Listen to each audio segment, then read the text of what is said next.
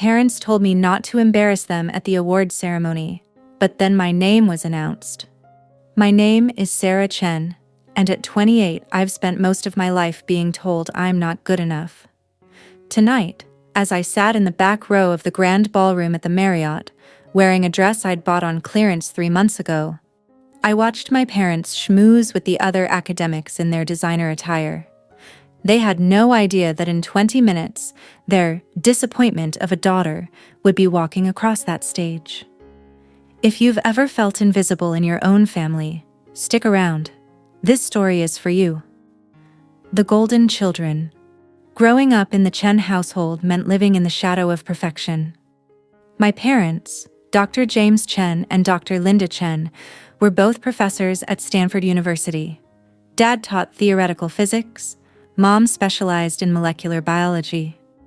Their dinner conversations sounded like TED Talks, and their expectations for their children were nothing short of extraordinary. My older brother David followed the script perfectly. Harvard for undergrad, MIT for his PhD in computer science, now working at Google developing AI systems. My younger sister Michelle was the artistic prodigy Juilliard-trained pianist, published composer, currently touring Europe with the San Francisco Symphony. Then there was me, the middle child who struggled with math, preferred creative writing to scientific journals, and had the audacity to major in journalism. Journalism isn't a real career, Sarah, my mother would say, her voice carrying that particular tone of disappointment I'd grown so familiar with. It's what people do when they can't handle real academic rigor. My father was more direct. You're wasting your potential. With your family's genes, you could be doing groundbreaking research. Instead, you're chasing celebrity gossip. The fact that I worked for a respected investigative journalism publication didn't matter. That I'd uncovered corruption scandals and written pieces that led to policy changes was irrelevant. In their eyes, I was the family failure.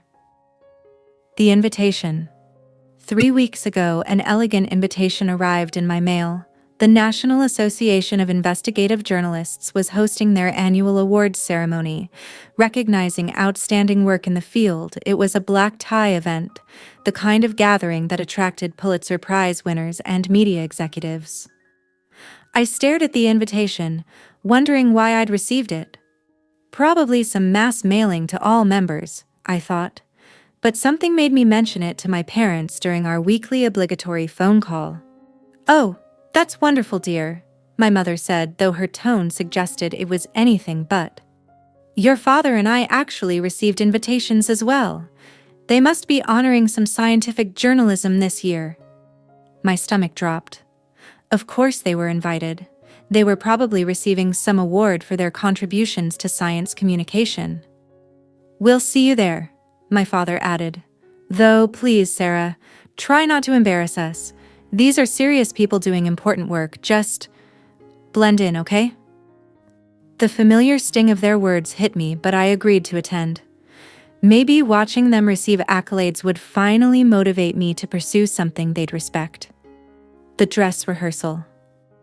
The night before the ceremony, I stood in front of my bedroom mirror, trying on the navy blue dress I'd found marked down at Nordstrom Rack. It was simple, but elegant. Nothing like the designer gowns my mother usually wore to academic events. My phone buzzed with a text from my editor, Marcus. "Ready for tomorrow night? I'm so proud of you, Sarah. You deserve this." I frowned at the message. "Deserve what?" I typed back, asking what he meant. But he just replied with a winking emoji and, "You'll see." That night, I barely slept. Something felt off, but I couldn't put my finger on what. The night everything changed.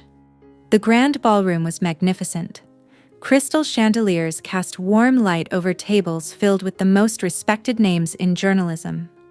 I spotted Anderson Cooper chatting with a group near the bar, and I was pretty sure that was Christiane Amanpour at the table next to ours.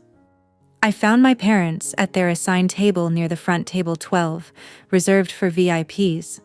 They looked perfectly at home among the media elite, my mother's emerald gown complementing her elegant updo, my father distinguished in his custom tuxedo. "Sarah," my mother acknowledged with a tight smile as I approached. "You made it, and you look presentable." High praise from Linda Chen. "Your table is in the back," my father said, not looking up from his program. "Table 47. Try to enjoy yourself, but remember what we discussed." I nodded, swallowing the familiar lump in my throat, and made my way to the back of the ballroom. Table 47 was indeed in the very back, but I was surprised to find it filled with faces I recognized, colleagues from my publication, other investigative journalists I'd worked with on various stories. "Sarah," called out Jennifer Walsh, a veteran reporter from the Washington Post. "I can't believe you're sitting back here with us peasants. Shouldn't you be up front?" I laughed, assuming she was joking. "No, this is perfect. I'm just happy to be here." Marcus arrived just as dinner was being served, sliding into the seat next to me with a grin that seemed unusually wide. "How are you feeling?" he asked, confused, honestly. "Everyone's acting strange tonight." He squeezed my shoulder. "Trust me, Sarah, tonight is going to be special." Still, I don't understand. The evening progressed with the usual award ceremony rhythm: Lifetime Achievement Awards, recognition for breaking news coverage, investigative series honors. I found myself genuinely engaged, despite my parents' dismissive comments about the theatrical nature of journalism awards. Each time a winner was announced, I watched them walk to the stage with a mixture of admiration and envy. These were people who had dedicated their lives to uncovering truth, holding power accountable, giving voice to the voiceless. It was everything I aspired to be. From my vantage point in the back, I could see my parents at their prominent table. They looked bored, my mother checking her phone discreetly, my father making what I assumed were disparaging comments about the self-congratulatory nature of the event. "And now," the presenter announced, "we come to our most prestigious award of the evening, the Excellence in Investigative Journalism Award, recognizing outstanding work that has created significant social impact." The room fell silent. This was the big one, the award that launched careers and cemented legacies. This year's recipient spent 18 months investigating a network of illegal medical trials being conducted on low-income patients. Her work exposed not only the trials themselves, but the complicity of several major pharmaceutical companies and regulatory officials. The investigation led to criminal charges, policy reforms, and compensation for victims. My heart began to race. I knew this story. I had worked on a similar investigation last year, spending countless hours interviewing victims, poring over leaked documents, following paper trails that led to some very powerful people who didn't want their secrets exposed. The investigation required tremendous courage, as the reporter faced legal threats, intimidation, and attempts to discredit her work. Despite these challenges, she persisted, ultimately producing a series that saved lives and restored faith in the power of journalism to create change. I gripped my water glass, my palms suddenly sweaty. This sounded exactly like my pharmaceutical investigation, but surely they weren't talking about me. I was just a mid-level journalist at a mid-tier publication. Awards like this went to people at the New York Times or CNN. "Ladies and gentlemen, the recipient of this year's Excellence in Investigative Journalism Award, Sarah Chen of Metro Weekly." The room erupted in applause, but I sat frozen, certain I had misheard. People at my table were standing cheering. Jennifer Walsh was hugging me, and Marcus was practically shouting, "I told you so," over the noise. But I couldn't move. I couldn't breathe. My name. They had announced my name. "Everyone sees me now." "Go!" Marcus shouted, pulling me to my feet. "That's you. Get up there." The spotlight found me in the back corner of the ballroom, and suddenly every face in the room was turned toward me. I saw my parents at their front table, their expressions a mixture of shock and confusion, my mother's mouth actually hanging open. The walk to the stage felt like it took hours. Each step was surreal. like I was watching someone else's life unfold.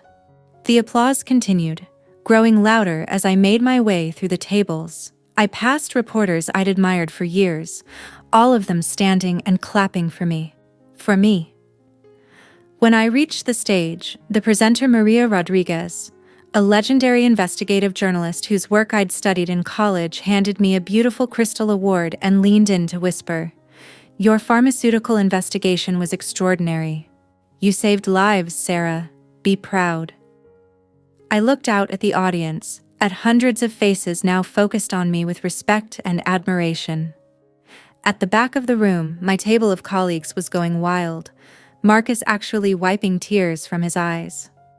And at table 12, my parents sat in stunned silence. The speech I never planned. I hadn't prepared a speech. I'd had no idea I was even nominated, let alone that I'd won. But standing at that podium, holding that award, something shifted inside me. I honestly had no idea, I began, my voice shaking slightly. I thought I was just here to watch other people receive recognition for their incredible work. Gentle laughter rippled through the audience. 18 months ago, when I started investigating illegal medical trials, I faced a lot of obstacles.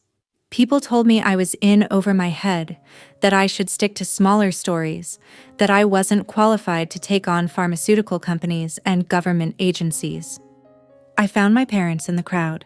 They were listening now, really listening. Some of those people were strangers who had financial interests in keeping these trials secret, but some of them were people who were supposed to believe in me, who were supposed to support my dreams even when they didn't understand them. My voice grew stronger. I want to thank my editor, Marcus Rivera, who gave me the resources and freedom to pursue this story when others might have killed it. I want to thank my colleagues who worked nights and weekends to help me verify sources and fact-check documents. And I want to thank the brave whistleblowers and victims who trusted me with their stories, even when they had every reason to stay silent. The applause was thunderous, but I wasn't finished. Most importantly, I want to thank everyone who has ever been told they're not good enough, not smart enough, not important enough to make a difference. This award isn't just mine, it belongs to every person who has ever been underestimated, dismissed, or written off. We are good enough. Our work matters. Our voices deserve to be heard. As I left the stage, clutching my award, I felt something I hadn't experienced in years: pride. Not the desperate need for approval I'd carried for so long, but genuine pride in what I had accomplished. The aftermath. The rest of the evening passed in a blur of congratulations, business cards, and interview requests. Network producers wanted to discuss documentary deals. Publishers were interested in a book about my investigation. Fellow journalists shared their own stories of being underestimated and fighting for recognition. Through it all, I kept glancing toward table 12, where my parents sat in what appeared to be intense discussion. They didn't approach me during the networking reception, and I didn't approach them. It wasn't until I was in the hotel elevator, heading up to my room, that my phone buzzed with a text from my mother. "We need to talk. Room 1247. 20 minutes later, I stood outside their hotel room door, still wearing my dress, still carrying my award. When my father opened the door, his expression was unreadable. "Come in," he said quietly. They sat on the edge of the bed while I took the chair by the window. For a long moment, no one spoke. "We had no idea," my mother finally said. "About the investigation, about the award, about any of it?" "I know," I replied. "I tried to tell you about my work, but you never seemed interested." My father cleared his throat. We made assumptions about journalism, about your career, about your potential." "You made assumptions about me," I corrected gently. "You decided I was a failure before you ever really looked at what I was doing." My mother's eyes filled with tears, something I'd seen maybe 3 times in my entire life. "Your investigation," she said, The pharmaceutical trials you exposed, we read about it in the New England Journal of Medicine. They cited your work in their editorial about regulatory reform. We had no idea that was you. The irony wasn't lost on me. My parents, who had dismissed my journalism as worthless, had actually read and respected my work when they encountered it in their own academic circles. They just hadn't connected it to their disappointing daughter. "Sarah," my father said, and his voice was softer than I'd ever heard it. "We were wrong. About journalism, about your choices, about you. What you've accomplished exposing corruption, protecting vulnerable people, creating real change that's more important than any research paper I've ever published." I felt tears building behind my eyes, but I wasn't ready to forgive quite yet. "Do you know what it's like," I asked, "to spend your entire life being told you're not good enough? To have your own parents act embarrassed by your existence? Tonight, when my name was announced, the first thing I thought wasn't pride or excitement. It was, I hope I don't embarrass Mom and Dad." The silence that followed was heavy with years of accumulated hurt. "We're sorry," my mother whispered. "We're so sorry, Sarah. We let our own narrow definitions of success blind us to your achievements. You've been extraordinary all along, and we were too stubborn to see it." 6 months later, the documentary about my pharmaceutical investigation premiered at the Sundance Film Festival. My book proposal was accepted by a major publisher. I was offered a position as a senior investigative reporter at a national news magazine. But more importantly, my relationship with my parents began to heal. It wasn't immediate or perfect. Years of feeling dismissed and undervalued don't disappear overnight, but slowly, gradually, we started to rebuild our connection on a foundation of mutual respect rather than conditional approval. My mother started reading my articles, actually reading them, not just glancing at headlines. My father began asking thoughtful questions about my investigations, treating my work with the same seriousness he gave to scientific research. For the first time in my life, I felt like they really saw me for who I was, rather than who they thought I should be. The real award. Last week, I received an invitation to speak at Stanford University's journalism school. The invitation came from the dean, but it was forwarded by my father with a note. "Would you like me to introduce you? I'd be honored to tell everyone about my daughter's incredible work." As I write this, I'm preparing that speech, thinking about what I want to say to young journalists who might be facing the same doubts and family pressures I once did. The award on my shelf is beautiful, and I'm proud of it. But the real prize was something much more valuable the moment I stopped seeking approval from people who couldn't see my worth, and started believing in myself. If you're reading this and struggling with family expectations, if you're pursuing a dream that others don't understand, if you've ever been told you're not good enough, remember this. Your worth isn't determined by other people's ability to recognize it. Sometimes the people who should support us most are the last ones to see our value. That's their limitation, not yours. Keep doing the work. Keep pursuing your passion. Keep believing in yourself. Your moment will come. And when your name is announced, you'll realize that you never needed their approval to be extraordinary. You just needed to stop letting their doubt convince you that you weren't. What's your story of overcoming family doubt or finding validation in unexpected places? Share it in the comments below. Your experience might be exactly what someone else needs to hear today.